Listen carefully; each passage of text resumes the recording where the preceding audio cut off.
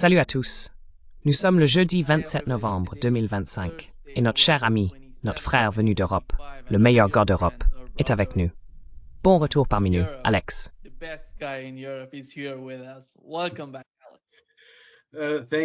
Merci de m'avoir invité, Nima. Ravi d'être avec vous aujourd'hui et salutations chaleureuses, ou plutôt glaciales, depuis Monaco.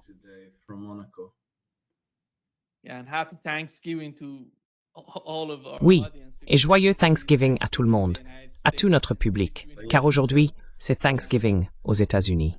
Oui, c'est exact. Abonnez-vous et cliquez sur le bouton j'aime, cela nous aide à toucher plus de monde. Et Alex, permettez-moi de commencer par le cas du plan de paix en 28 points de l'administration Trump, que Marco Rubio a ensuite emporté à Genève pour en discuter avec les Européens et les Ukrainiens.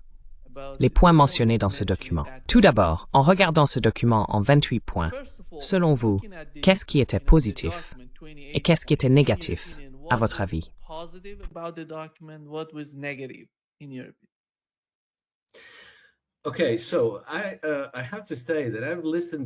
D'accord. Je dois dire que j'ai écouté de nombreuses personnes analyser cela, et j'ai trouvé très surprenant que les gens soient aussi négatifs à ce sujet.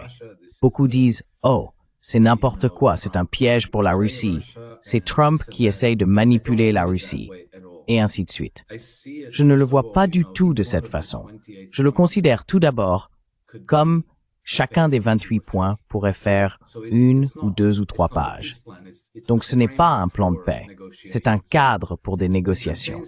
Mais il contient des dispositions très importantes, fondamentalement importantes, qui non seulement permettraient d'ancrer la paix pour l'Ukraine et de mettre fin à cette guerre, mais transformeraient également l'architecture de sécurité de toute l'Europe.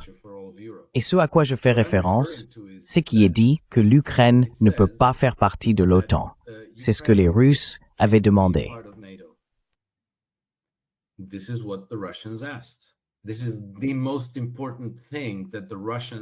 C'est la chose la plus importante sur laquelle les Russes insistent depuis avant même le début de la guerre. Ils n'ont cessé de dire « Ne faites pas de l'Ukraine un membre de l'OTAN. S'il vous plaît, ne faites pas cela. Nous ne pouvons pas le tolérer et nous serons obligés d'intervenir. » C'était donc la raison principale du déclenchement de la guerre. Et, vous savez, les Russes, lorsqu'ils parlent de paix, affirment que tout accord de paix que nous élaborerons doit s'attaquer aux causes profondes du conflit. Et celui-ci y répond effectivement.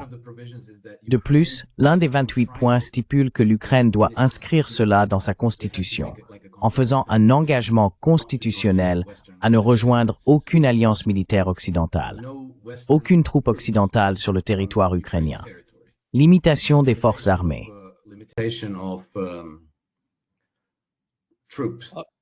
Oui, la taille de l'armée ukrainienne. La taille de l'armée. Eh bien, vous savez, cette disposition pourrait facilement s'étendre sur plusieurs pages où l'on préciserait « Vous pouvez avoir telles armes, mais pas celles-là », et ainsi de suite. Par exemple, les armes non nucléaires y sont déjà mentionnées. Mais cela deviendrait probablement beaucoup plus détaillé avant que quoi que ce soit ne soit réellement signé. Et puis, il y a aussi une exigence envers la Russie. Elle doit s'engager à ne pas attaquer de nations occidentales.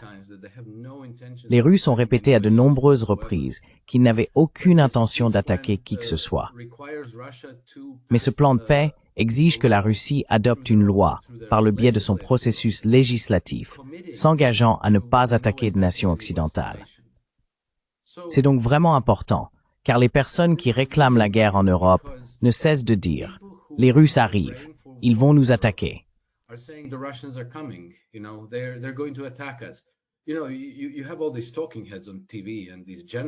Vous avez tous ces commentateurs à la télévision et ces généraux qui disent « Eh bien, Vladimir Poutine a clairement indiqué qu'après en avoir fini avec l'Ukraine, il continuerait jusqu'à Londres. » Sauf que Vladimir Poutine n'a jamais rien indiqué de tel.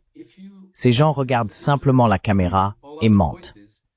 Mais si vous censurez toutes les autres voix, alors la population se dit « Mon Dieu, les Russes arrivent ». Vous commencez à attiser la peur et la psychose dans vos sociétés pour les préparer à la guerre. Et nous avons vu le général français dire que le peuple français doit se préparer à la guerre et se préparer à sacrifier ses enfants. Alors même que, vous savez, non seulement Vladimir Poutine n'a jamais dit qu'il avait l'intention de poursuivre une conquête militaire, mais à de nombreuses reprises, lui et d'autres responsables de son gouvernement ont dit exactement le contraire.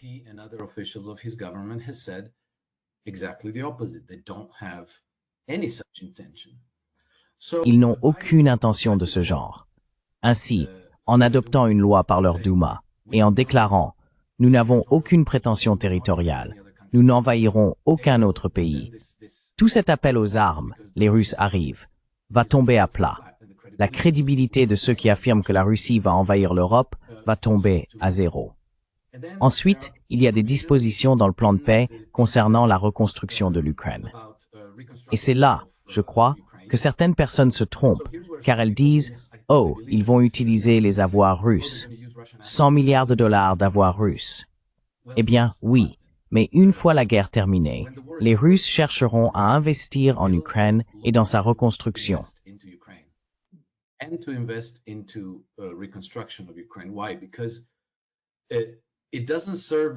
Pourquoi?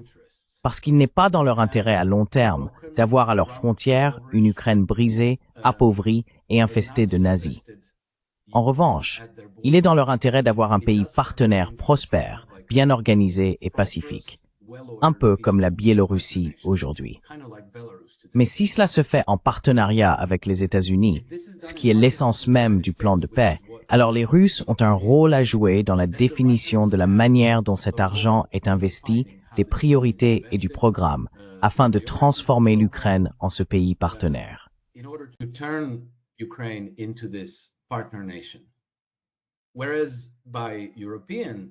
Alors que selon le modèle européen, les Russes n'auraient rien à dire. Tout serait entièrement dirigé par Londres, Paris et Berlin. Et l'argent russe serait simplement confisqué. Vous savez, ils trouveraient des justifications détournées et juridiques en disant « Oui, eh bien, nous utilisons simplement cela comme garantie et ensuite nos banques vont accorder des prêts à l'Ukraine sur la base de cette garantie. » Et puis vous savez, à la fin, ils prendraient simplement l'argent en affirmant qu'il s'agit de réparations qui doivent être payées. Alors merci beaucoup, cela correspond exactement à cette somme, et donc nous la prenons.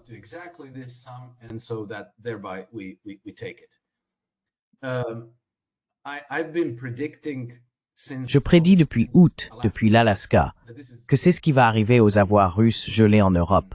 Ils vont être transférés aux États-Unis. Et ensuite, dans les 28 points, il est indiqué que cet argent ira dans un fonds commun qui sera utilisé dans le cadre d'une coopération entre la Russie et les États-Unis. L'un des objectifs de cette coopération est précisément d'approfondir la relation entre les deux pays de manière amicale et constructive. Et donc, il y a ensuite des dispositions concernant l'éducation, l'éradication du nazisme, l'éradication des idéologies racistes. Et je ne sais pas pourquoi, mais certaines personnes ont dit « Ah oui, c'est là parce qu'ils veulent imposer le LGBT à la Russie. »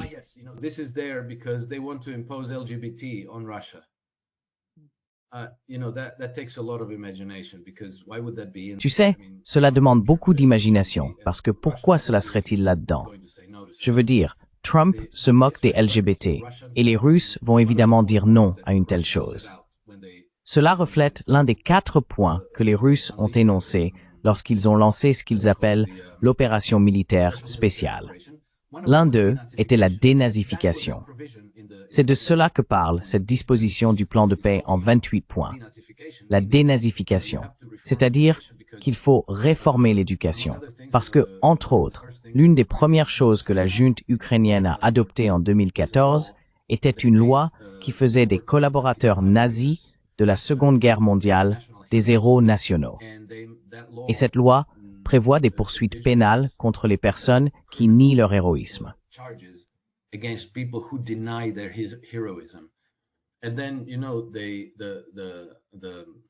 Et puis, vous savez, les manuels scolaires dans les écoles sont maintenant ouvertement racistes et ils attisent en quelque sorte la peur et la haine envers la Russie.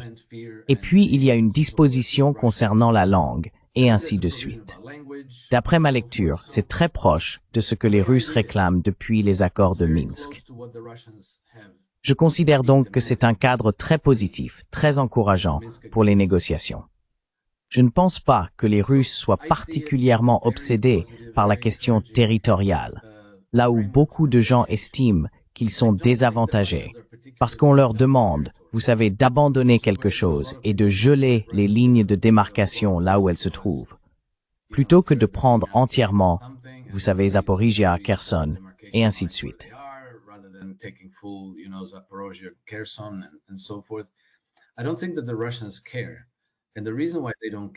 Je ne pense pas que les Russes s'en soucient.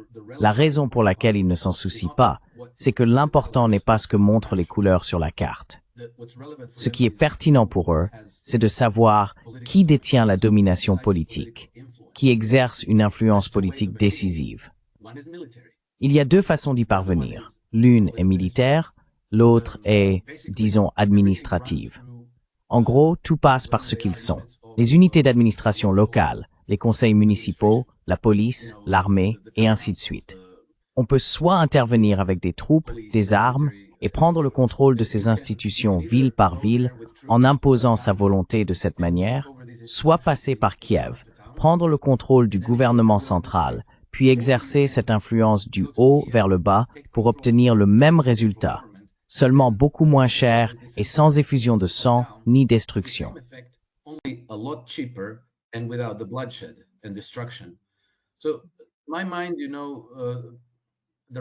À mon avis, vous savez, les Russes continueront à mener la guerre s'ils le doivent. Mais s'ils n'y sont pas obligés, ils s'arrêteront là où ils en sont. Ensuite, beaucoup de ces questions seront résolues par des négociations et, disons, par des mesures progressives qui seront mises en œuvre sur des années, voire des décennies, car les Russes recherchent une solution durable, pas pour, vous savez, colorer toute la carte en rouge et dire, eh bien, nous avons fait toutes ces grandes conquêtes, car il faut ensuite administrer ces territoires. Il faut encore les gérer.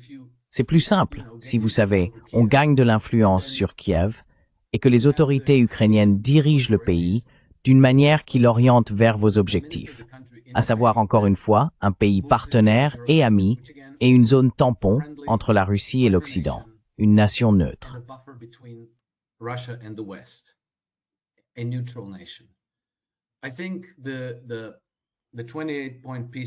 Je pense que le plan de paix en 28 points constitue une base solide pour tout cela. Beaucoup de détails qu'il contient ne sont pas vraiment figés. Ils pourraient évoluer au cours des négociations. Certains offrent à la Russie un moyen de faire preuve de bonne volonté en acceptant des compromis, en disant par exemple, « Très bien, d'accord, nous pouvons partager la centrale nucléaire de Zaporizhia. Nous la gérerons conjointement. C'est très bien. » Je le lis donc de manière très positive. Je ne comprends pas pourquoi tant d'analystes y voient une sorte de piège sinistre tendu aux Russes. Si l'on le compare au plan européen, que les Européens ont pratiquement rédigé dans un réflexe paniqué et précipité, on voit bien qu'il est très différent. Et l'on constate aussi que les Européens sont extrêmement contrariés par le plan de paix américain et essayent de le faire échouer par tous les moyens possibles.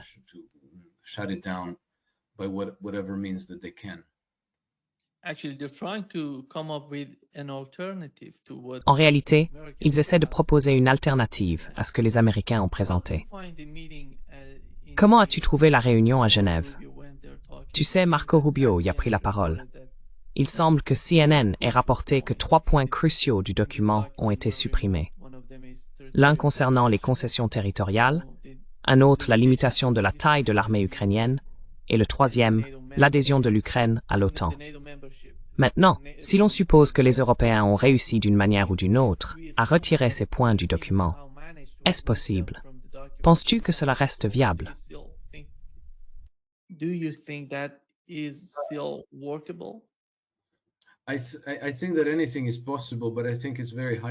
Je pense que tout est possible, mais c'est très improbable, car l'opposition à ce plan de paix est menée par des acteurs très très faibles. Nous parlons des Européens. Ils n'ont aucune carte en main, ils n'ont pas d'armée, ils n'ont aucun levier. De plus, les principaux moteurs de cette opposition au plan américain sont les gouvernements de Londres, Paris et Berlin. Tous trois sont profondément impopulaires dans leur propre pays.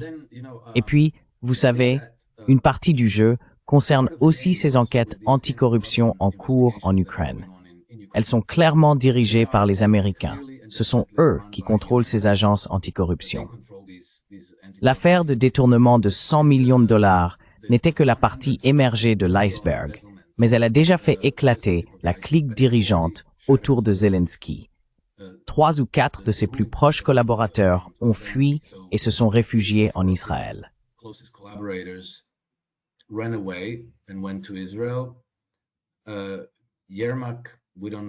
Yermak, nous ne savons pas s'il va rester au gouvernement. Il subit une pression énorme. Mais comme nous le savons maintenant, la véritable enquête sur la corruption finira par éclabousser bon nombre de ces va-t-en-guerre européens. Les Estoniens, les Français, les Britanniques et les Allemands. Parce qu'on parle de quelque chose entre 50 et 100 milliards de dollars, avec un B. Je pense qu'une partie du jeu consiste à leur mettre la pression. Car sinon, des choses vraiment laides pourraient sortir dans un avenir très proche. Et je pense que c'est en partie la raison pour laquelle Donald Trump s'est récemment rendu à Londres et a rencontré Keir Starmer. Vous savez, d'après ce qu'on apprend de ces réunions, on dirait presque qu'il y est allé pour une tasse de thé et des crumpets. Mais je pense qu'à huis clos, la discussion a pu être différente. Peut-être que c'était plutôt du genre « Écoutez, nous avons toutes ces informations. Nous avons des traces de ces montants d'argent transférés vers des banques londoniennes. »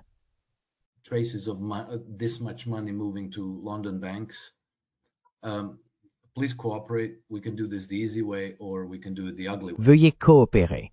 Nous pouvons le faire de manière simple ou nous pouvons le faire de manière désagréable. Je pense que des avertissements similaires ont probablement été envoyés à d'autres endroits en Europe, Paris, l'Estonie en particulier. Apparemment, les banques estoniennes ont été l'un des principaux canaux pour cela. Et, au final, la majeure partie de cet argent provient des contribuables américains. Donc, si cela éclate, ce sera vraiment embarrassant pour les Européens. Et cela provoquera la colère du peuple américain envers les élites européennes. Et même avant que l'on en sache beaucoup à ce sujet, cela renforce déjà la position de personnes comme Robert Fico et Viktor Orban qui veulent préserver la paix en Europe et réformer l'Union européenne.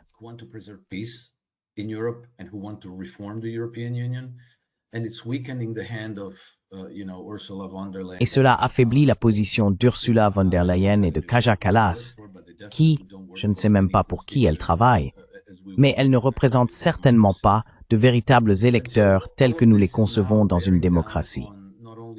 Tout cela pèse donc désormais non seulement sur l'Ukraine, mais aussi sur l'Union européenne. Les concessions territoriales pourraient, vous savez, aller et venir plus d'une fois.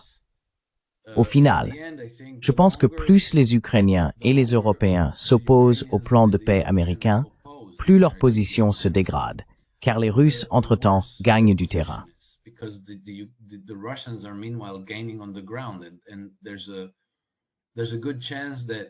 Et il y a de fortes chances que dans les 2 ou 3 prochains mois, les forces russes se trouvent sur le fleuve Dniepr.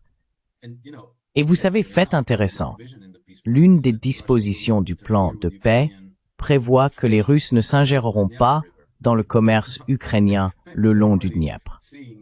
Peut-être qu'ils anticipent déjà le problème. Eh bien, nous verrons. Ils sont déjà proches du Dniepr, dans le sud. Mais vous savez, je me demande, nous avons également vu des tweets, des déclarations officieuses de personnes comme Kirill Dmitriev, qui a affirmé que cet accord de paix repose sur l'entente conclue entre les deux parties en Alaska en août.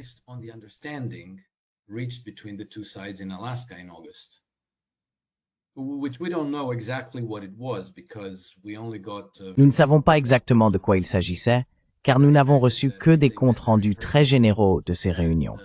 Mais j'imagine que s'ils se sont rencontrés en personne, des notes très détaillées ont dû être échangées entre les deux parties. Puis, peu après cette rencontre, Kirill Dmitriev a lui-même tweeté que Vladimir Poutine et Donald Trump empêcheront le déclenchement de la Troisième Guerre mondiale. empêcheront. Il n'a pas dit pourrait, devrait ou risquerait. Il a dit empêcheront. Cela me dit qu'ils sont parvenus à une sorte d'accord et que depuis août, ils s'appuient là-dessus pour élaborer un plan en 28 points.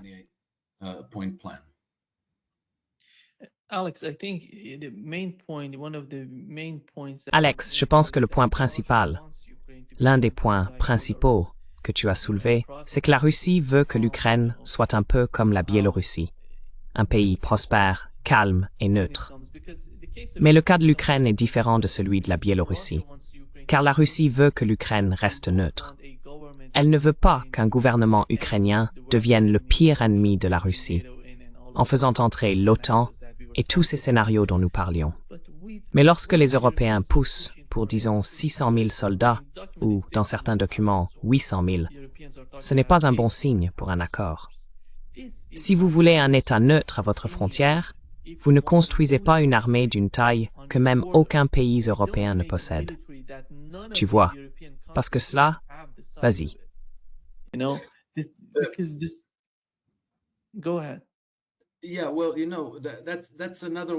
Oui, eh bien, vous savez, c'est encore un de ces points qui pourrait prendre 2 ou 3 pages, parce que l'accord ne parle pas de 600 ou 800 soldats.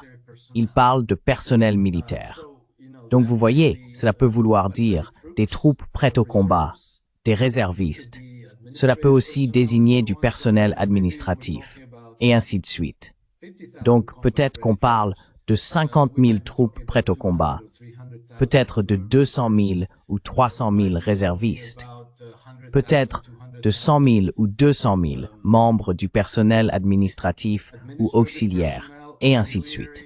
Ce n'est pas, je veux dire, quand cette guerre a commencé, quand l'Ukraine était à son niveau de force maximale, selon les Ukrainiens eux-mêmes, il comptait près de 600 000 ou 700 000 soldats.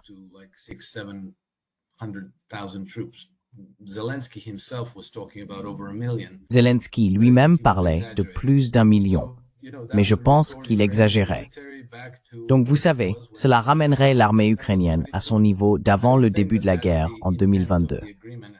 Je ne pense pas que ce soit l'objectif de l'accord, et je ne pense pas que les Russes accepteraient cela. Et s'ils ne sont pas d'accord, ils n'ont pas à signer l'accord de paix. Donc vous savez, imposer ce genre de solution me semble, si c'était un piège, ce serait le piège le plus stupide jamais conçu, parce qu'ils ne vont pas ignorer ce détail. Je pense que le chiffre est important, mais il fait référence au personnel militaire, pas aux troupes prêtes au combat, pas aux soldats.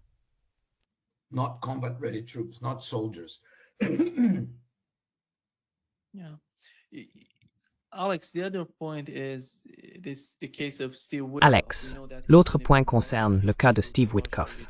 Nous savons qu'il se rend en Russie avec ce qui semble être un document officiel et qu'il va communiquer avec le président russe et son administration. En regardant la manière dont ils attaquent Steve Witkoff aux États-Unis, d'une certaine façon dans les médias traditionnels et sur les réseaux sociaux, en le traitant de marionnette russe, d'agent du KGB, en disant qu'il a de nombreux liens avec la Russie. Tout cela montre qu'il se passe quelque chose en coulisses, que ces gens ne sont pas contents de la situation.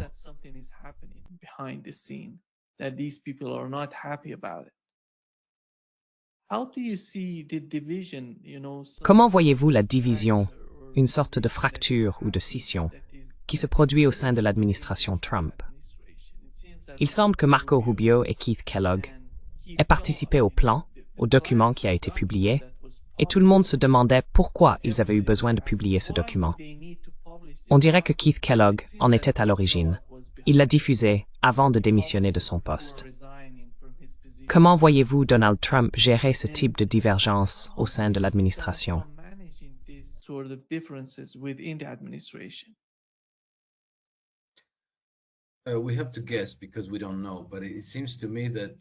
Nous devons deviner, car nous ne savons pas. Mais il me semble que Trump devait, disons qu'il ne voulait pas dévoiler son jeu trop tôt. Vous voyez ce que je veux dire? Il a donc gardé Keith Kellogg pour donner l'impression qu'il envisageait une résolution pro-européenne et anti-russe de cette crise. et pour leur donner l'espoir qu'ils pourraient ramener Trump dans leur camp. Même si j'ai toujours pensé que c'était un peu factice, car Trump avait déjà refusé d'accorder à l'Ukraine une garantie de sécurité, ce qui était la priorité absolue des Européens. C'est ce que Keir Starmer avait essayé d'obtenir lors de ses premiers voyages à Washington, D.C. au début de l'administration Trump.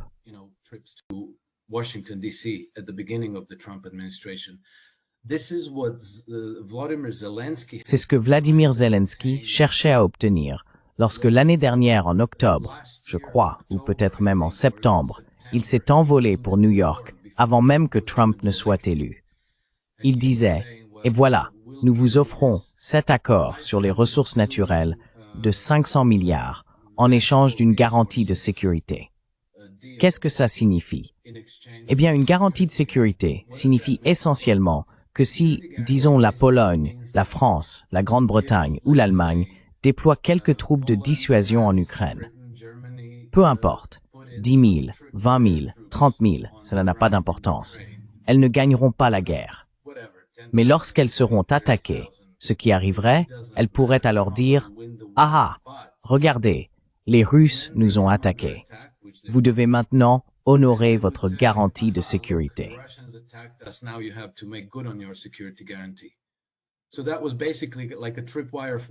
C'était donc, en gros, comme un fil déclencheur pour la Troisième Guerre mondiale. Et Trump a dit « Non, je ne vous donne pas de garantie de sécurité. » Ensuite, pendant plusieurs mois, il y a eu ce va-et-vient, ça a un peu disparu du cycle médiatique, mais il y a eu ces échanges à propos des ressources naturelles ukrainiennes. Vous savez, les minerais, peu importe, 10 ou 12 000 milliards de dollars de valeur, et il s'est avéré qu'ils avaient conclu un accord secret avec les Britanniques, leur donnant le contrôle de la majeure partie des richesses naturelles de l'Ukraine. Après cela, Boris Johnson est allé en Ukraine pour essayer de convaincre Zelensky de coopérer avec Trump. Mais rien de tout cela ne s'est produit. Donc je pense que toute cette histoire avec Steve Witkoff était à peu près aussi sincère que lorsque Trump disait « Oh, je suis très déçu par Poutine ».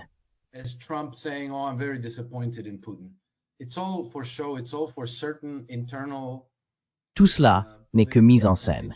C'est uniquement destiné à certains électorats politiques internes, un public qu'il doit détourner et apaiser pour qu'il ne se retourne pas contre lui ou ne tente pas de saboter son accord de paix. Mais je pense que dès le départ, l'intention était d'apaiser l'Europe.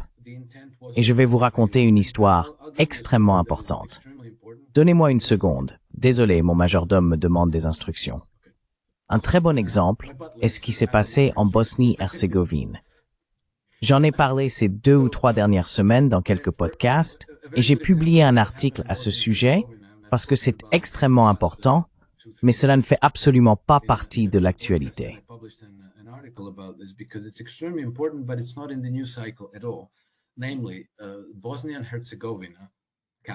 À savoir, la Bosnie-Herzégovine, sa capitale est Sarajevo, n'est-ce pas?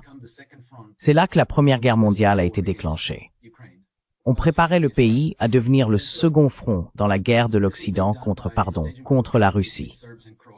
Cela se faisait en provoquant des tensions entre les Serbes, les Croates et les musulmans, les 3 peuples constitutifs du pays, et particulièrement en cherchant à antagoniser l'entité serbe, au point que cet automne, il prévoyait un référendum sur la sécession.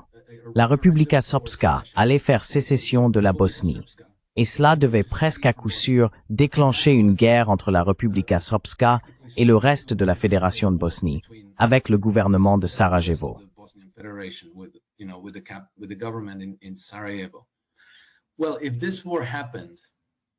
Eh bien, si cette guerre éclatait, la Serbie ne pourrait pas rester neutre. Elle devrait se ranger du côté de la Republika Srpska. La Croatie serait entraînée dans le conflit parce qu'elle compte une minorité croate en Bosnie, et la Croatie est un pays membre de l'OTAN. La Hongrie pourrait également être entraînée dans la guerre. La Hongrie est elle aussi membre de l'OTAN.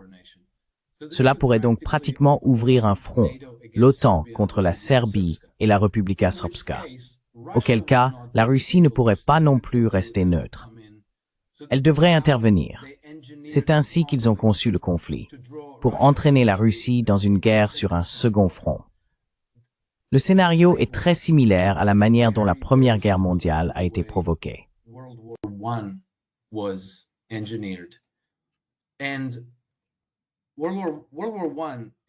Et la Première Guerre mondiale s'est soldée par une dévastation totale à travers l'Europe et environ 40 millions de victimes.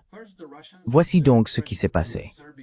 D'abord, les Russes ont exercé une pression sur la direction serbe de la Republika Srpska pour qu'elle agisse dans le cadre des accords de Dayton qui avaient défini la structure du pays à la fin de la guerre en 1995. Ensuite, Donald Trump a réellement apporté son poids politique à Milorad Dodik, qui était un président très populaire de la Republika Srpska. Ainsi, ils ont préservé la direction serbe par l'intermédiaire d'un candidat de substitution, Milorad Dodik.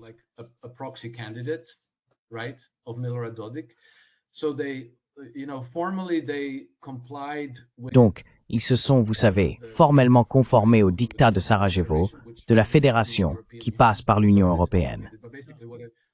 Je suis désolé, c'est compliqué.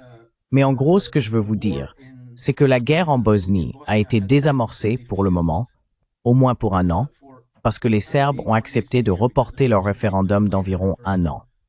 Donc, au lieu d'organiser ce référendum maintenant, ils pourraient le tenir dans un an. Mais vous savez, d'ici là, on verra bien. Quoi qu'il en soit, il était largement perçu en Bosnie que les Britanniques aggravaient la pression qui menait à la guerre.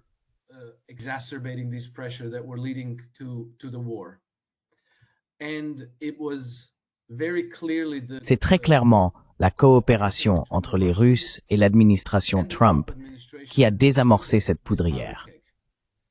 Il y a environ 3 semaines, j'ai rencontré l'un des membres, je crois que je l'ai mentionné lors de notre dernière conversation, l'un des membres du gouvernement de la Republika Srpska, qui me l'a dit. Il a affirmé que depuis l'arrivée de Trump au pouvoir, les choses allaient beaucoup mieux. Ils ont dit que la différence était comme le jour et la nuit. Et puis un autre homme politique croate, il ne me l'a pas dit directement, je l'ai entendu dans une interview de podcast, a déclaré que la différence entre la Bosnie sous l'administration Biden et maintenant, c'est comme vivre sur une autre planète. Cela n'est pas évoqué dans les médias.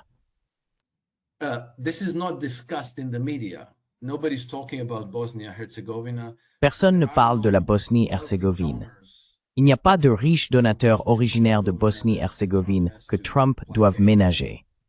Il n'existe pas non plus un grand bloc électoral de Serbes de Bosnie, ni même de Serbes tout court, aux États-Unis. C'est donc un exemple où il semble que, grâce à la coopération entre la Russie et les États-Unis, la Troisième Guerre mondiale en Europe ait réellement été désamorcée pour le moment. Et si c'est le cas, et qu'il s'agit d'une histoire réelle, vous savez, ce n'est pas une théorie du complot. C'est une véritable histoire que les médias ignorent. Si tel est le cas, se pourrait-il qu'un effort similaire soit sincèrement mené en Ukraine? Et non seulement cela, mais se pourrait-il qu'un effort similaire soit également poursuivi avec sérieux au Moyen-Orient?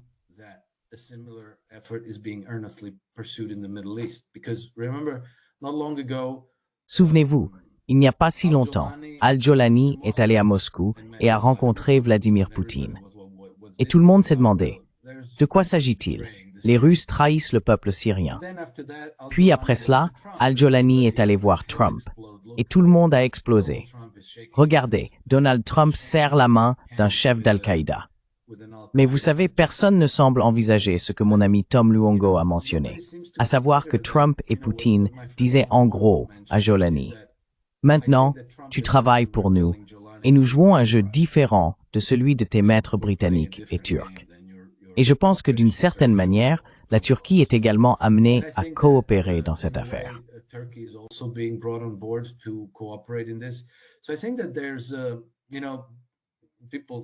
Je pense que les gens disent que je donne trop de crédit à Trump. Mais je crois qu'il est plausible, et j'irais même jusqu'à dire probable, qu'une nouvelle architecture de sécurité soit en train d'être élaborée et préparée pour le monde en ce moment même. La paix en Ukraine en sera un élément majeur, et les enquêtes en cours contre le gouvernement ukrainien, les oligarques et les dirigeants européens en font partie. Ils vont être forcés de se rallier ou ils appartiendront au passé. Cela va entraîner une vague de changement de régime en Europe. Donc, vous savez, la paix est poussée par des acteurs très puissants, la Russie et les États-Unis, et elle est combattue par des acteurs très faibles qui n'ont aucune carte en main.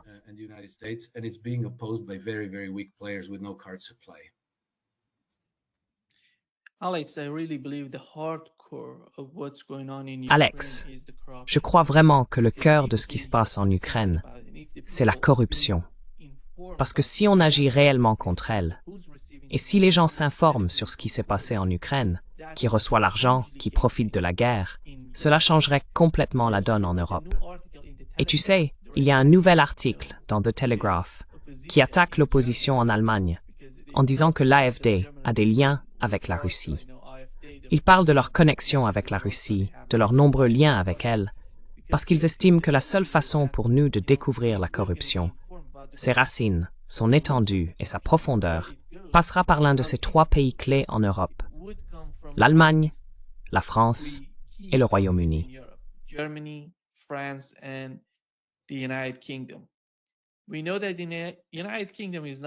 Nous savons que le Royaume-Uni ne va pas changer. Il n'y aura pas de modification de la politique britannique de sitôt, ni dans un avenir proche, ni à long terme. La seule véritable option serait l'Allemagne.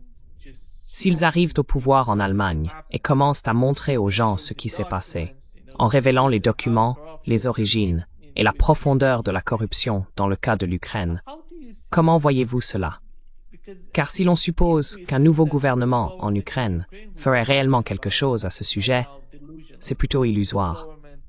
Le nouveau gouvernement serait confronté à de nombreux problèmes en Ukraine, même si une sorte d'accord devait avoir lieu. Alors, comment percevez-vous cette offensive contre l'AfD? Il semble que ces attaques visent précisément ce que je viens d'évoquer.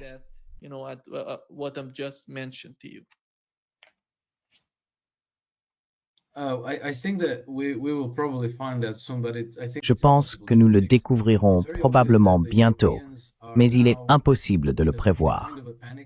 Il est très évident que les Européens sont maintenant dans une sorte de panique et qu'ils redoublent d'efforts en matière de censure, parce qu'ils ne veulent vraiment pas que les gens découvrent ce que nous sommes sur le point d'apprendre. Un ami à moi, bon, d'accord, je dois le mentionner parce que je soupçonne qu'ils envisagent de réintroduire des confinements afin de pouvoir forcer les gens à rester chez eux, comme avec des couvre-feux, pour s'assurer que les gens ne puissent pas sortir et manifester. De cette façon, ils peuvent instaurer un régime de censure très draconien. Et vous savez, un bon ami à moi a une chaîne très populaire sur Facebook.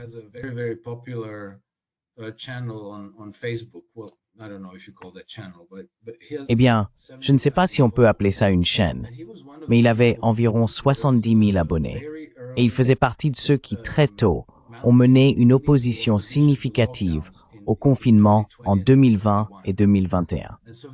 Il a gagné beaucoup d'abonnés et n'a cessé de parler des problèmes liés au confinement et à la pandémie. Et vous savez, de ce que ça a fait aux enfants dans les écoles et tout ça. Puis soudainement, après 5 ans, ils ont complètement effacé son compte Facebook. Vous savez, en Croatie, beaucoup de gens utilisent Facebook parce que Twitter et Boissing n'est pas très populaire, et les gens ne sont pas encore. Ici au Brésil, c'est une chose. Oui, donc Facebook est en quelque sorte d'une importance disproportionnée. Tout à coup, sans avertissement, sans supprimer cette publication, ni rien, ils l'ont complètement écrasé. Eh bien, il s'y attendait. Alors il avait un compte de secours qui n'avait presque aucun lien visible avec lui. Il s'appelait simplement Free People. Et je crois qu'en un jour ou deux, ils ont supprimé ce compte aussi. Puis tu sais, la semaine dernière, une baronne britannique, Heather, où j'ai oublié son nom, a publié une enquête de 1500 pages sur les confinements de 2020 et 2021. Et ce n'était pas une enquête sur les ravages qu'ils ont causés, sur la façon dont ils ont nui aux enfants qui ne pouvaient pas aller à l'école, sur les dégâts économiques qu'ils ont provoqués en détruisant tant de petites et moyennes entreprises. les gens perdant leurs revenus, la dette explosant, ou sur qui devrait passer le reste de sa vie en prison.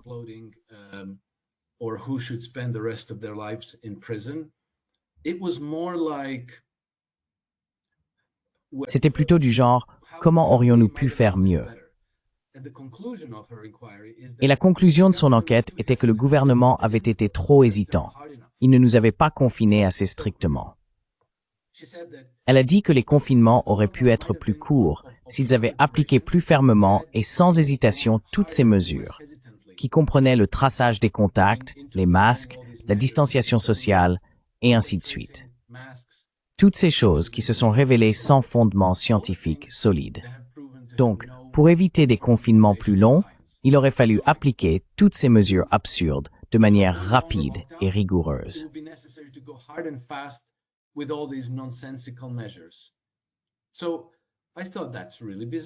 J'ai donc trouvé vraiment étrange qu'elle ait fini par publier cette enquête à ce moment-là.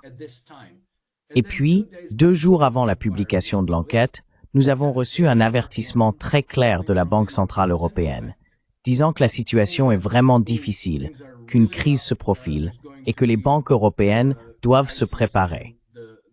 C'est inhabituel, car les banques font normalement tout leur possible pour rassurer tout le monde en disant que tout va bien. Ne vous précipitez pas à la banque pour retirer votre argent. Tout va parfaitement, aucun danger, détendez-vous et circulez. Il n'y a rien à voir. Au lieu de cela, elle lance cet avertissement sévère.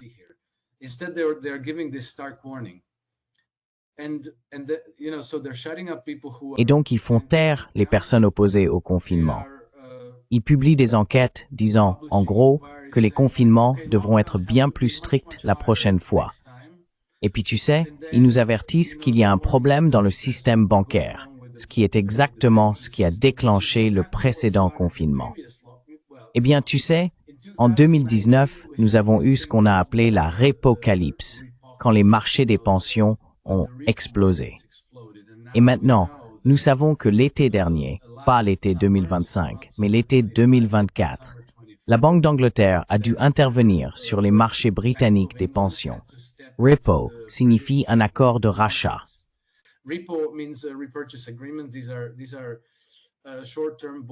Ce sont des accords d'emprunt à court terme entre les banques. Les banques se prêtent régulièrement de l'argent entre elles pour une nuit, simplement afin de clôturer leurs comptes et d'équilibrer leur bilan. Ainsi, si une banque manque de liquidité, elle peut emprunter de l'argent à une autre banque contre des garanties pour une nuit ou pour une très courte période. Mais ce marché peut s'arrêter net s'il y a des soupçons qu'une des banques du système est en difficulté et ne pourra pas rembourser. Dans ce cas, les autres banques disent « Désolé, nous ne pouvons pas vous prêter d'argent, même pour une nuit. Au revoir. » À ce moment-là, la Banque centrale doit intervenir et commencer à fournir des liquidités, car sinon, le système s'arrête. La Banque d'Angleterre a donc dû intervenir sur les marchés des pensions livrées, je crois en juillet 2024.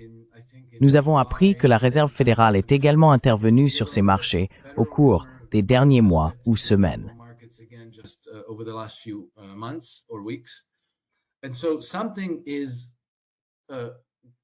Et donc, quelque chose est en train de se désagréger. Il y a une implosion qui se transforme lentement en avalanche. Je pense que les Européens envisagent des confinements. Et je pense que c'est aussi la raison pour laquelle, en septembre dernier, lorsque Ursula von der Leyen a prononcé son discours sur l'état de l'Union européenne devant le Parlement européen à Bruxelles, elle a déclaré que nous étions au bord, voire déjà dans, une nouvelle urgence sanitaire mondiale. Elle a utilisé ces mots exacts. Et maintenant, plus de 10 semaines se sont écoulées depuis ce discours. Et personne n'a mentionné quoi que ce soit à propos d'une urgence sanitaire. Donc vous voyez, je pense qu'ils savent qu'une crise très très grave va frapper l'Europe. Ils n'ont pas de solution.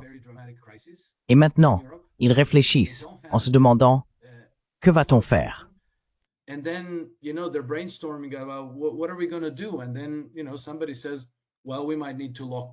Et puis vous savez, quelqu'un dit « Eh bien, il se pourrait qu'on doive à nouveau confiner les gens. » Et c'est ainsi que cette phrase s'est retrouvée dans le discours d'Ursula von der Leyen, ce qui était évidemment faux, car s'il y avait une véritable urgence de santé publique, nous en serions informés.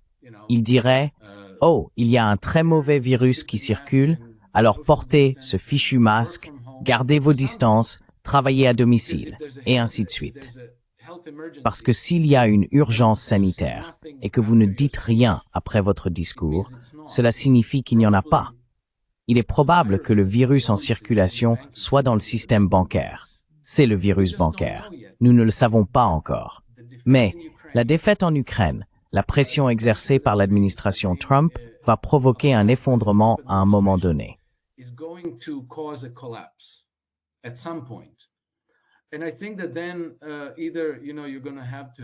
Et je pense que soit il faudra une réforme très radicale de l'Union européenne, soit on assistera à une désintégration complète de l'Union européenne et de l'OTAN.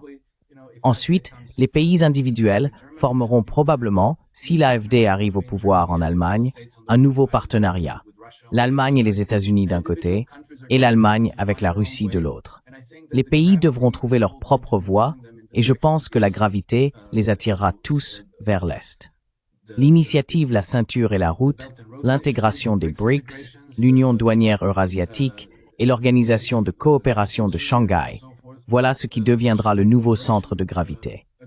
Et je pense que, un par un, les pays seront entraînés dans cette direction une fois que toute cette mascarade à Bruxelles se sera désintégrée.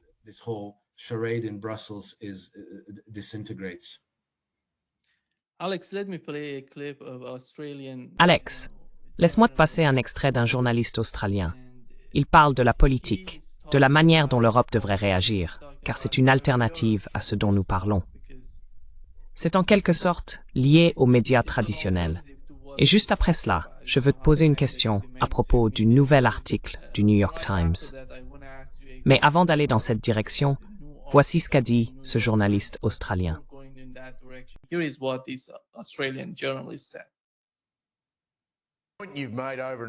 Tu as répété ce point encore et encore, et je pense que c'est un excellent argument.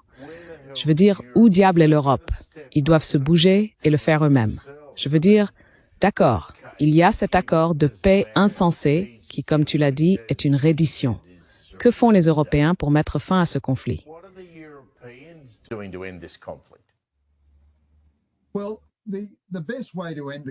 Eh bien, la meilleure façon de mettre fin au conflit est de donner à l'Ukraine suffisamment de puissance de feu pour infliger assez de dégâts à la Russie afin d'augmenter le coût de la guerre pour celle-ci. Maintenant, je suis tout à fait d'accord pour dire qu'il s'agit d'un échec européen autant qu'américain. Mais pour l'instant, l'Amérique ne fournit absolument aucun financement à l'Ukraine. Elle fait à peine plus que l'Australie, qui ne fait rien. Tout ce que fait l'Amérique, c'est vendre des armes que les Européens achètent pour les Ukrainiens. Ainsi, ce sont les Européens qui financent l'ensemble de l'effort.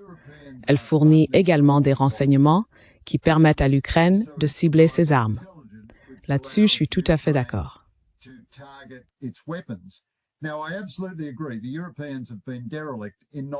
Les Européens ont été négligents en ne développant pas leurs propres industries de défense. Je veux dire, cette guerre dure depuis près de 4 ans, et il est évident que l'arsenal occidental est épuisé, tandis que nos ennemis, la Russie, la Chine, la Corée du Nord et l'Iran, reconstituent leurs arsenaux à un rythme rapide. Mais c'est un échec des Européens, je suis d'accord. C'est aussi Donald Trump à son pire, car tout ce qu'il veut ici, c'est que l'Ukraine se rende pour pouvoir dire qu'il a apporté la paix, obtenir un prix Nobel de la paix et sans aucun doute, avoir Poutine qui l'aide à ériger quelques Trump Towers en Russie.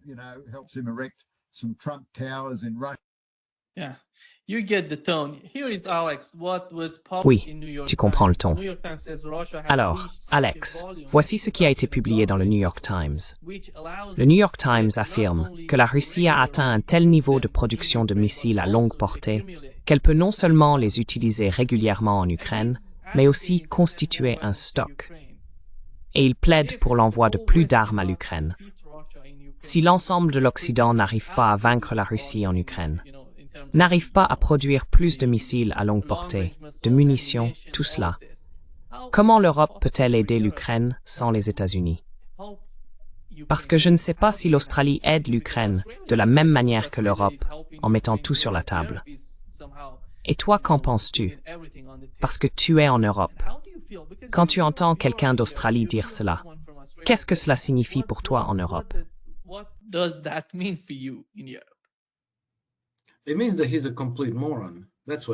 Ça veut dire que c'est un parfait idiot.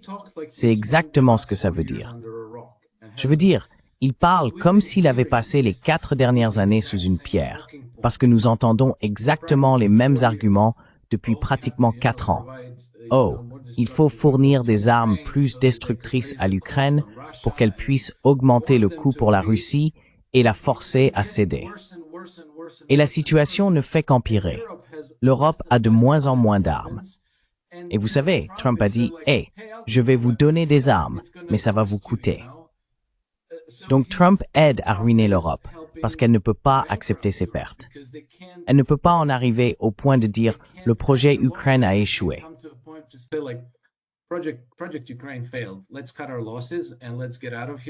Réduisons nos pertes et sortons d'ici. Déclarons la victoire et signons une sorte de paix qui nous permette de sauver la face. Eux, ils sont complètement liés à cette guerre. Ils ne peuvent pas abandonner. Et donc, ils se sont pratiquement rendus ridicules aux yeux du reste du monde, parce qu'ils s'entêtent dans un jeu perdu d'avance. Et cet imbécile, Greg Sheridan, dit maintenant, après 4 ans de guerre, la même chose, du genre « faites-en plus », ce qui revient essentiellement à dire « continuez à creuser le trou encore plus profond ». Quelles armes? Quelles armes exactement? Les seules armes vers lesquelles on pourrait encore monter en puissance à partir d'ici, ce sont les armes nucléaires. Donc, s'il parle de nucléaire, il devrait le dire, qu'on voit combien de gens sont d'accord avec lui. Storm Shadow, missile Taurus, tout cela a déjà été recyclé dans le même récit médiatique.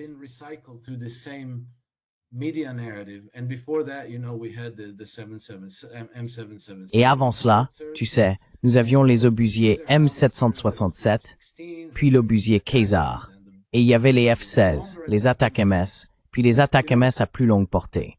Et tu sais, pendant ce temps, tout ce qu'ils font, c'est prolonger la guerre, sacrifiant plus d'1 millier d'hommes ukrainiens par jour, et l'OTAN aussi. Tu sais, il y a beaucoup de soldats de l'OTAN qui se font massacrer chaque jour. Et il n'y a aucun espoir de victoire. Il n'y a absolument aucun espoir de victoire. Ce qu'ils essaient de faire, c'est de gagner du temps pour se préparer à une guerre plus vaste.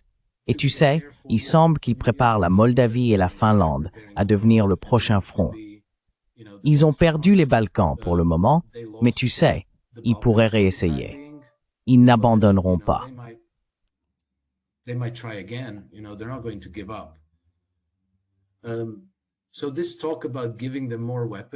Donc, ce discours sur le fait de leur donner plus d'armes pour augmenter le coût pour les Russes, afin de les amener à la table des négociations, c'est faux. C'est le même argument qui s'est révélé idiot depuis 4 ans. C'est juste une façon de faire semblant qu'il y a quelque chose à gagner là-dedans, de gagner du temps, puis d'étendre la guerre, soit dans les pays baltes, soit dans les Balkans, ou qui sait, peut-être en impliquant la Moldavie et la Roumanie. Je veux dire, tu sais, ils préparent ça aussi s'ils le peuvent. Et donc c'est extrêmement profondément irresponsable, et c'est franchement révoltant. Mais tu sais, ce type ne serait pas à sa place, rédacteur en chef étranger de je ne sais quelle publication.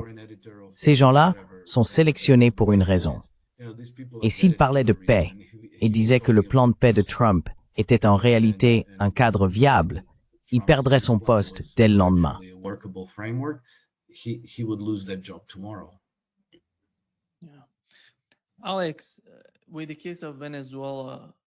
Alex, concernant le cas du Venezuela, il semble qu'aux États-Unis, je ne sais pas si tu as vu les derniers sondages, CBS a rapporté que 70% des Américains sont contre la guerre au Venezuela, ou contre le Venezuela. Et même Rand Paul en a parlé. Tous les politiciens, Thomas Massie, Marjorie Taylor Greene, d'ailleurs, elle a démissionné de son poste. Alors, comment vois-tu le cas du Venezuela? D'un autre côté, il me semble que Donald Trump met cela en avant. Tout le monde dit, tu sais, on voit les armes, les bombardiers se diriger vers la région. On a l'impression que les États-Unis pourraient attaquer le Venezuela. Mais d'un autre côté, Donald Trump, dit qu'il pourrait envisager de parler avec Maduro. Quel est ton...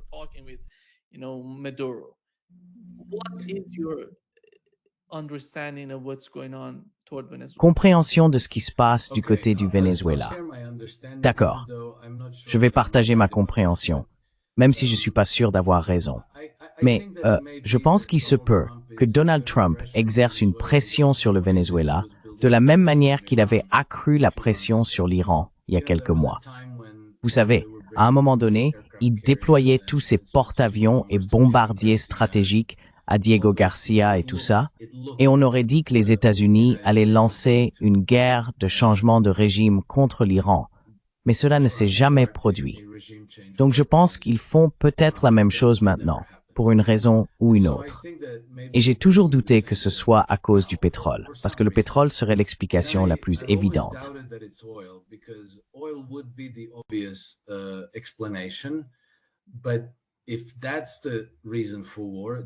Mais si c'est la raison de la guerre, alors Trump gaspillerait les ressources militaires américaines et l'argent des contribuables pour quelque chose qui, en fin de compte, reviendrait à un cadeau pour Wall Street et la City de Londres.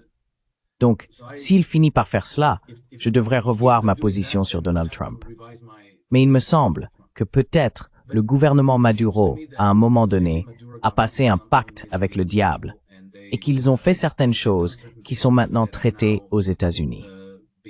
Ce que nous savons, c'est que lorsque la guerre a commencé en Ukraine en 2022, l'administration Biden, quelqu'un là-bas, a pensé, eh bien, nous avons besoin de pétrole. Parce qu'avec la fracturation américaine, le pétrole qu'on en tire ne permet pas d'extraire du carburant pour avions. On ne peut pas en extraire de diesel. Donc, pour des choses comme les avions, les chars et les camions lourds, ce pétrole est inutile.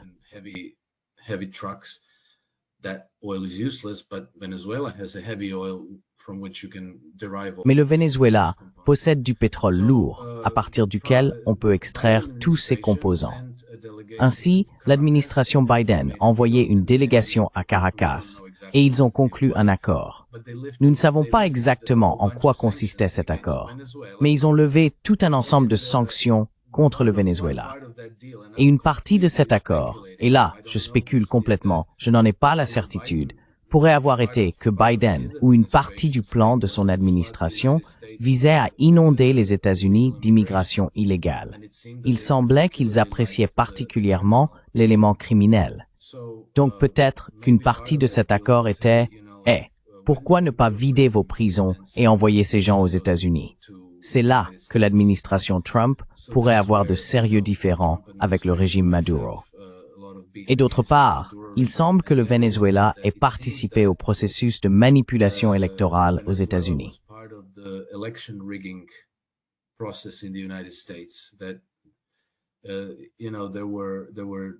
Il y avait des serveurs et des équipes de développeurs basés au Venezuela, ainsi qu'en Serbie, entre autres, qui auraient apparemment joué un rôle important dans la manipulation des élections américaines.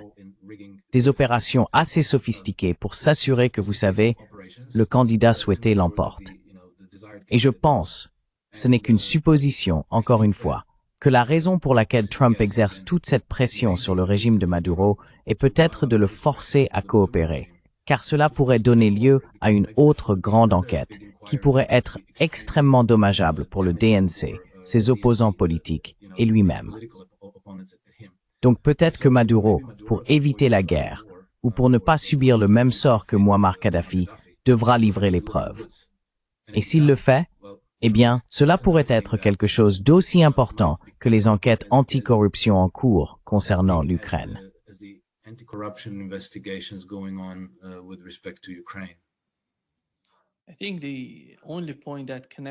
Je pense que le seul point qui relie le Venezuela à l'Ukraine et au Moyen-Orient, avec Israël et l'Iran, c'est Marco Rubio, Alex. Ce que nous avons appris, parce que nous critiquions Witkoff pour ce qu'il fait en Ukraine et dans les négociations avec l'Iran, c'est qu'il y a seulement 2 jours, le ministre iranien des Affaires étrangères a déclaré qu'ils étaient parvenus à un accord à 3 reprises avec Steve Witkoff. Il a communiqué cela à Washington, ce qui, à mon avis, signifie Marco Rubio. Puis il a dit qu'il n'était pas d'accord avec cela. Vous savez, la même chose se produit avec l'Ukraine. Si quelque chose se passe au Venezuela, à mon avis, tout tourne autour de Rubio, sa position et la manière dont il pousse les choses.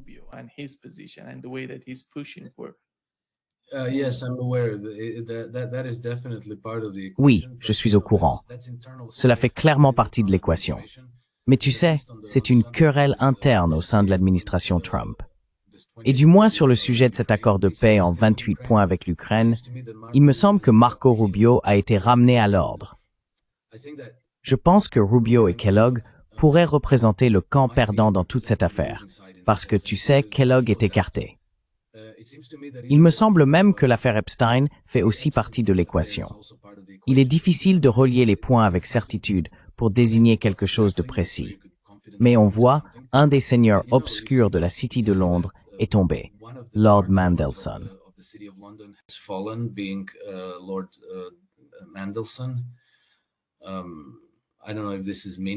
Je ne sais pas si cela a vraiment du sens, mais le prince Andrew a été dépouillé de biens. Vous savez, il est redevenu un simple citoyen.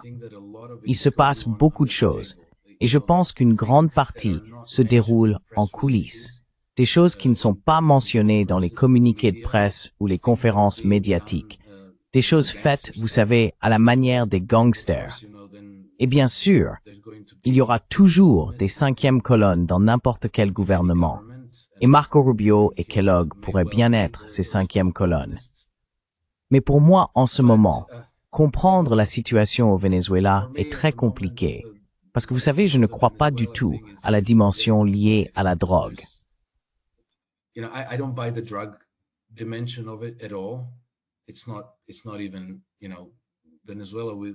Ce n'est même pas, tu sais, le Venezuela serait le 10e problème sur la liste si l'objectif était de lutter contre la drogue.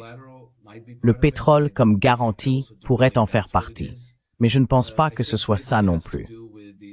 Je pense que cela a peut-être à voir avec les immigrés illégaux et l'ingérence dans les élections américaines. On verra bien, mais je continue de croire que Trump ne fera pas la guerre au Venezuela. Je pense que c'est simplement une manière d'exercer une pression supplémentaire sur le régime Maduro pour obtenir ce que Trump essaie d'en tirer. Parce que déclencher une guerre, il y a toutes sortes de façons dont cela peut mal tourner. Et je ne pense pas que Trump ait besoin de ça à l'approche des élections de mi-mandat l'année prochaine. Un grand fiasco dans les Caraïbes. Je ne pense pas qu'il vise cela.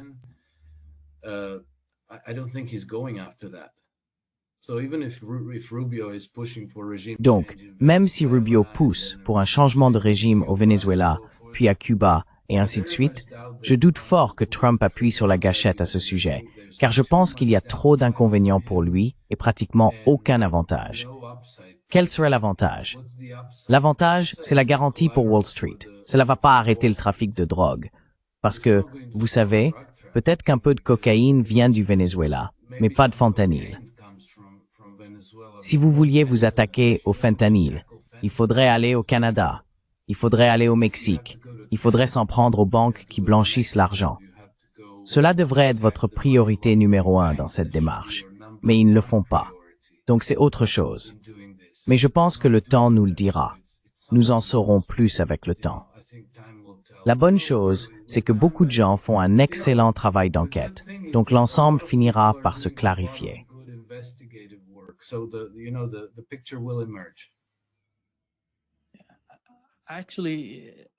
En fait, Alex, je ne sais pas si tu as entendu Maduro parler de l'affaire de drogue.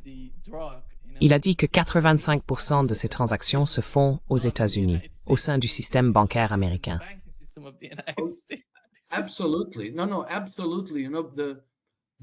Absolument. Non, absolument. Toute la structure du cartel de la drogue ne pourrait pas exister du tout sans non seulement du soutien, mais l'appui total des banques de blanchiment d'argent. Parce que, vous savez, ces cartels de la drogue mexicains vendent pour environ 400 millions de dollars américains de drogue par semaine, et tout cela en liquide. Ils ne vous délivrent pas de facture pour que vous payiez avec votre carte de crédit ou de débit. C'est uniquement du liquide. Donc, ils reçoivent environ 400 millions en espèces chaque semaine. Que faites-vous de tout cet argent liquide?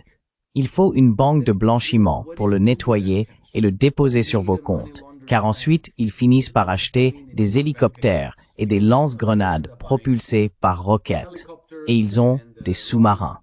Les cartels mexicains disposent de toutes sortes d'équipements militaires très sophistiqués et coûteux, et on ne peut pas acheter cela avec des palettes de billets. And you can't buy that with cash on pallets. You have to have clean bank accounts. And then, when you Il faut avoir des comptes bancaires propres. Et ensuite, vous savez, quand vous avez des comptes bancaires propres, quelqu'un est signataire autorisé. Alors que si vous avez simplement de l'argent liquide entreposé dans des entrepôts, n'importe quel type chargé de surveiller l'argent peut dire « Hey, pourquoi ne pas prendre cet argent? Pourquoi devons-nous le garder pour le patron? » On peut créer notre propre cartel. Cela deviendrait donc un aimant non seulement pour les membres de bas niveau du cartel, mais aussi pour les forces de l'ordre ou l'armée. Ils voudraient y avoir accès. Si l'argent est à la banque, on ne peut pas y toucher. Seuls El Chapo Guzman et son directeur financier ont la signature sur ce compte. Ce sont les seules personnes qui peuvent manipuler l'argent. Ainsi, la banque consacre pratiquement la direction et la hiérarchie du cartel.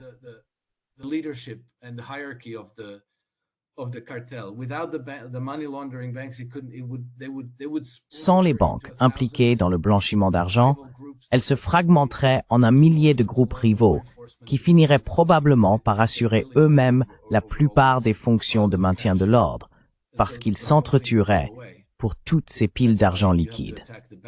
Tout le système s'effondrerait donc. C'est pour cela qu'il faut s'en prendre aux banques. Il y a quelques mois, j'ai écouté une interview d'un type du FBI de Trump qui parlait de très grands laboratoires de fentanyl à échelle industrielle au Canada. Il disait que les banques canadiennes faisaient partie de toute l'opération. Donc ils comprennent le problème. Le Venezuela n'est pas dans la même catégorie. C'est une autre question. Et encore une fois, vous savez, on le découvrira avec le temps. Peut-être qu'on ne le saura jamais avec certitude. Mais c'est de ça qu'il s'asturait.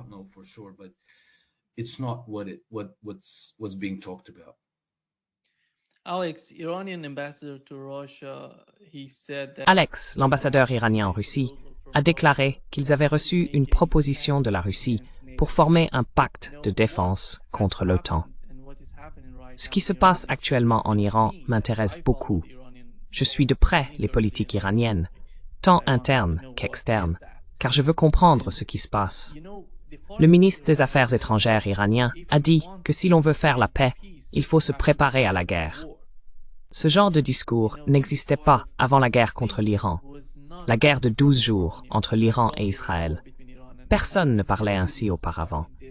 La guerre a complètement changé l'état d'esprit des Iraniens. Et il semble que tout le monde se demande pourquoi l'Allemagne, pendant la guerre, a déclaré qu'Israël faisait notre travail quotidien contre l'Iran. Pourquoi cela?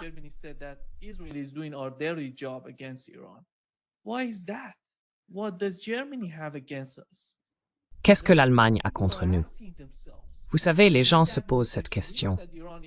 Au sein de l'administration, nous savons que l'Iran n'est pas, tout comme la Russie, un gouvernement monolithique où tout le monde suit la même ligne. Non. Il y a beaucoup de débats politiques en Iran.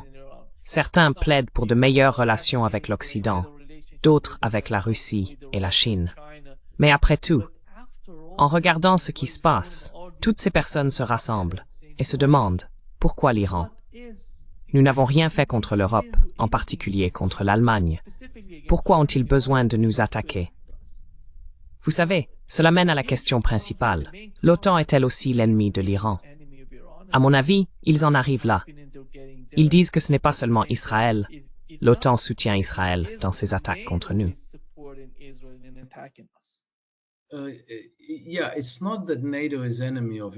Oui, c'est pas que l'OTAN soit l'ennemi de l'Iran, Nima. C'est que l'OTAN est le bras armé du maintien de l'ordre militaire de l'Empire occidental. Et l'Empire occidental est d'une certaine manière une réincarnation de l'Empire britannique. La logique des empires, c'est qu'ils doivent dominer absolument tout. Ils ne peuvent pas tolérer de rivaux ou de puissances régionales capables de dire non à l'empire. Donc tu vois, s'ils viennent et disent, eh bien, vous ouvrirez vos marchés à nos produits, vous ouvrirez vos réserves de ressources naturelles à nos entreprises pour qu'elles les exploitent, et vous nous permettrez de prendre le contrôle de vos médias. C'est cet état d'esprit-là.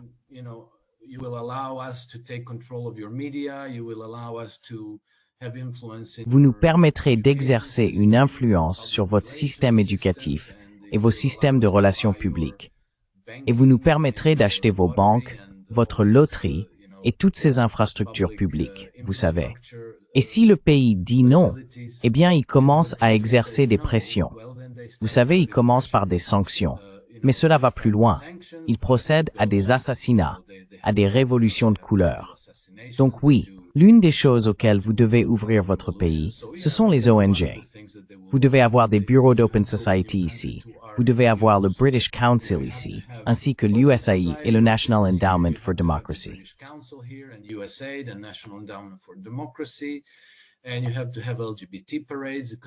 Et il faut organiser des défilés LGBT. Parce que si on ne le fait pas, eh bien vous savez.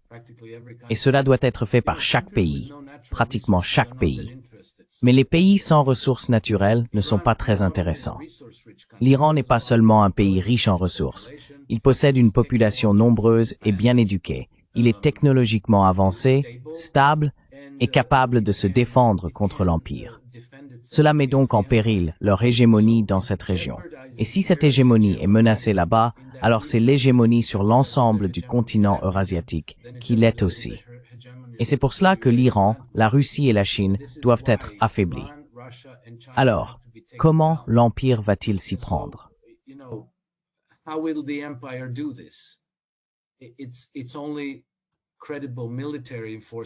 Son seul bras crédible d'application militaire est l'OTAN. Les États-Unis, oui, si les États-Unis sont partants, mais cela n'est plus certain sous l'administration Trump. L'Allemagne a été complètement cooptée et infiltrée par les structures dirigeantes de cet empire. L'Allemagne est un territoire occupé. Ainsi, il n'y a pas de véritables dirigeants allemands qui soient, disons, concentrés sur le développement de l'Allemagne et le bien du peuple allemand. Ils ne sont qu'un satellite, un vaisseau de cet empire. Autrement, l'Allemagne n'aurait absolument aucune raison d'entretenir une quelconque hostilité envers l'Iran. Au contraire, à l'époque où l'Allemagne était dirigée par Otto von Bismarck et le Kaiser Guillaume, elle cherchait à développer une coopération avec l'Iran. Ils ont construit une voie ferrée de Berlin à Bagdad qui devait aller jusqu'à Mossoul. Et ils voulaient, vous savez, ils voulaient établir, eh bien, à l'époque, la majeure partie de cette région appartenait encore à l'Empire ottoman.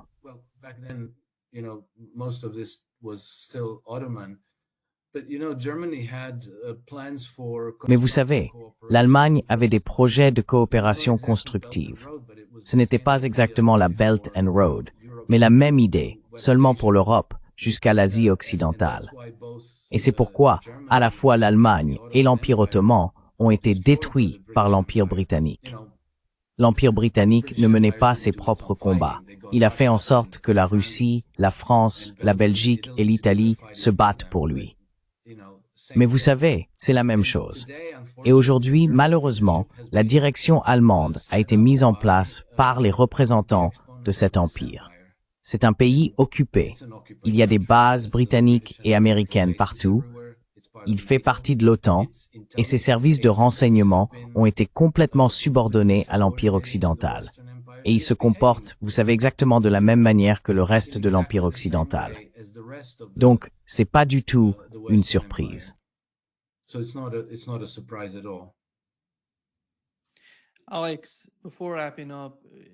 Alex, avant de conclure, il semble que l'une des principales préoccupations parmi les partisans du mouvement MAGA, ceux qui soutiennent Donald Trump et son administration, comme Tucker Carlson, soit le cas de Netanyahou.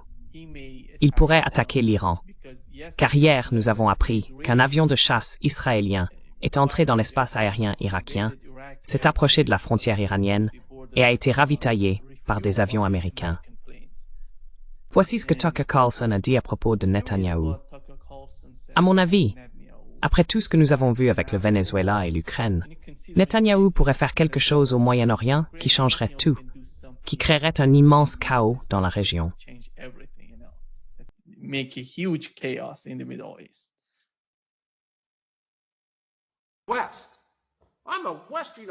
L'Occident. Je suis un occidental, tu sais, Netanyahou.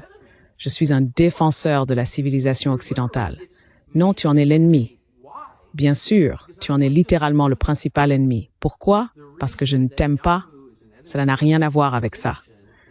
La raison pour laquelle Netanyahou est un ennemi de la civilisation occidentale, c'est qu'il croit, et l'a dit ouvertement, que nous combattons ces gens à cause de la façon dont ils sont nés, à cause de leur prétendue méchanceté innée.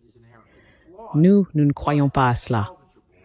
Nous croyons que chaque personne est fondamentalement imparfaite, mais réparable, parce que Dieu a créé chaque être humain.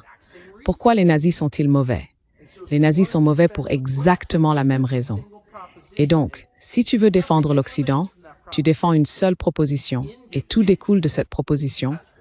L'individu possède des droits qui lui ont été donnés par Dieu. Point final. Tu n'as pas besoin d'être chrétien pour défendre ce principe. Il y a énormément de musulmans, de juifs et d'autres encore qui y croient. Donc il ne s'agit pas de haïr tel groupe ou tel autre. Tout cela est anti-occidental.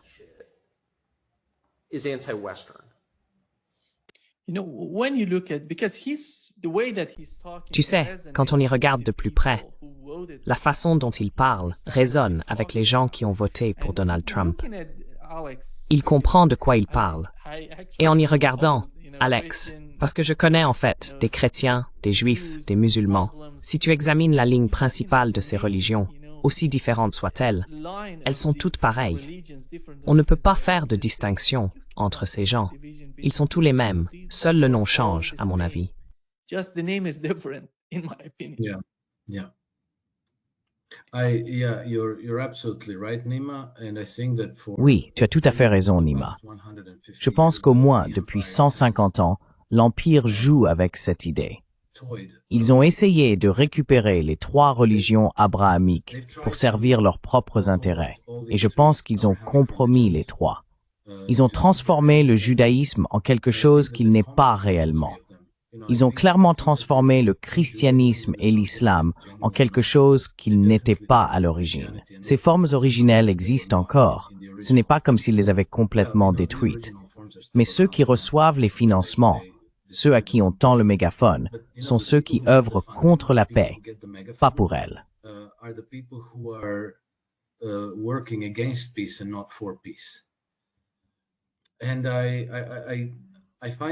Et je trouve encourageant que des personnes comme Tucker Carlson aient une voix forte dans l'espace public, que nous disposions d'une plateforme où nous pouvons exercer la liberté d'expression et échanger ces idées.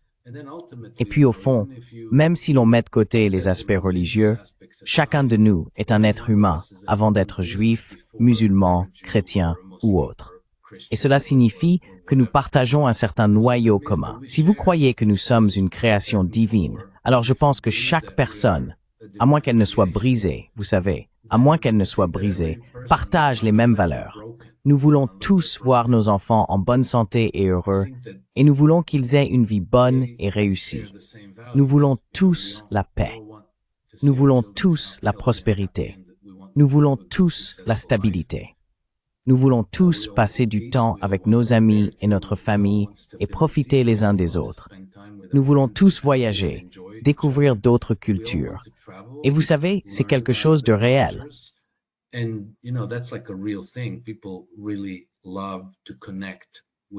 Les gens aiment vraiment se connecter avec des personnes d'autres cultures. Non pas pour les tuer, mais pour apprendre à les connaître, échanger des idées, écouter leur musique, lire leur littérature. Vous savez, c'est ce que nous sommes. C'est qui nous sommes. Et les représentants de l'Empire, pour nous rendre différents, ont dû briser des millions de personnes. Vous savez, les programmes MKUltra, les guerres qui ont créé des centaines de milliers d'orphelins, ensuite élevés avec des Corans corrompus, pour en faire des djihadistes complètement fous. Et ensuite, ils les droguent même quand ils les envoient au combat. C'est une perversion radicale de l'humanité. Ce n'est pas ce qu'est l'humanité. Et je pense que Benjamin Netanyahou en fait clairement partie.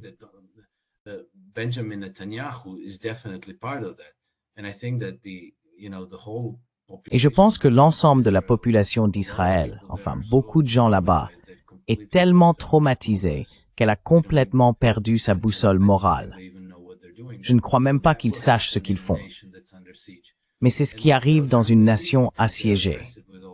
Et vous savez, ils sont assiégés parce qu'ils se montrent agressifs envers tous leurs voisins et qui n'étaient pas censés être là.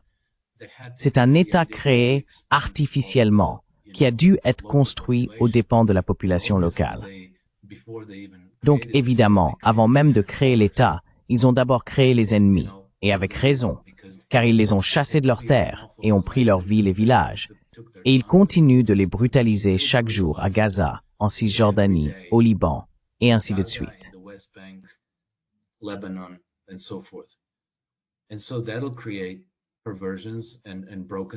Et donc, cela engendrera des perversions, des esprits brisés, des boussoles morales perdues, et tu sais, une putréfaction des valeurs. Mais, tu sais, le simple fait que nous voyions cela se produire aujourd'hui, et que nous puissions en parler, et qu'à ce jour nous ayons réussi à dépasser leur capacité à nous censurer, je pense que cela change la donne, et on peut déjà le constater.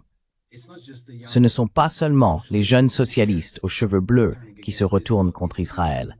C'est aussi l'électeur conservateur d'âge moyen aux États-Unis qui en a assez d'Israël.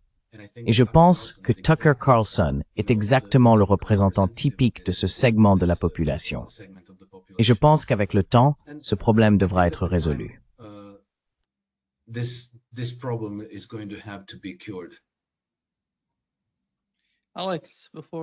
Alex, avant de conclure, penses-tu que Netanyahou, avant de quitter son poste en Israël, pourrait déclencher une guerre entre l'Iran et les États-Unis?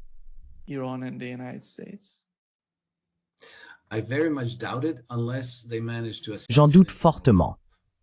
À moins qu'il n'ait d'une manière ou d'une autre réussi à assassiner Donald Trump. J'en doute vraiment, car ce serait complètement suicidaire, non seulement pour Israël, mais aussi pour les États-Unis. Vous savez, ils ont leurs 20 ou 22 bases militaires, environ 60 000 soldats et toutes sortes d'équipements militaires qui seraient complètement anéantis s'ils déclenchaient une guerre contre l'Iran. L'Iran a la capacité de littéralement raser Israël et toutes les bases militaires occidentales de la région. Ils disposent d'armes contre lesquelles l'Occident n'a aucune défense, et ils ont une très grande armée, ainsi que le soutien de la Russie et de la Chine.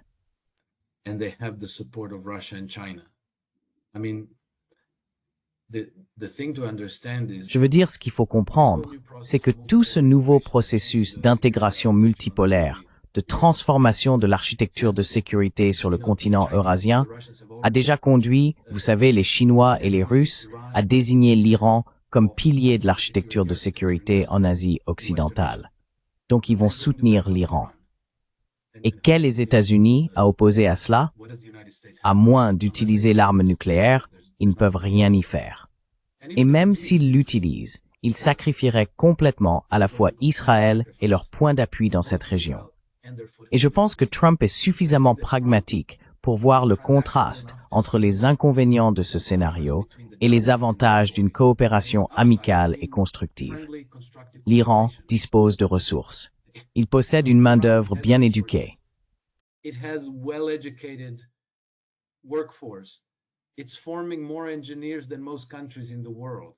Il forme plus d'ingénieurs que la plupart des pays du monde. Il est bien préférable de coopérer et d'échanger. Vous savez, les Américains ont des choses à vendre. Ils peuvent construire des centrales nucléaires. Elles sont coûteuses, pas très compétitives. Mais il y a beaucoup à faire grâce à la coopération. Et si vous pensez pouvoir vous débarrasser de l'Iran par la guerre, vous prenez un pari extrêmement imprudent, et cela échouera probablement. Je pense que cela échouera presque à coup sûr. Donc je ne pense pas que Trump le fera. Mais, vous savez, quelqu'un comme Anthony Blinken, Jake Sullivan, Victoria Nuland, il y a toute une cabale de ces gens qui prendraient ce risque. Et ils ont probablement, vous savez, leurs subordonnés dans les think tanks, au Pentagone, dans l'armée, et ainsi de suite, qui seraient très très heureux de jouer avec ce baril de poudre.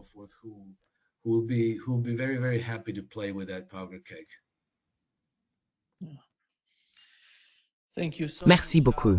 Alex, d'être avec nous aujourd'hui. Un grand plaisir, comme toujours. As always.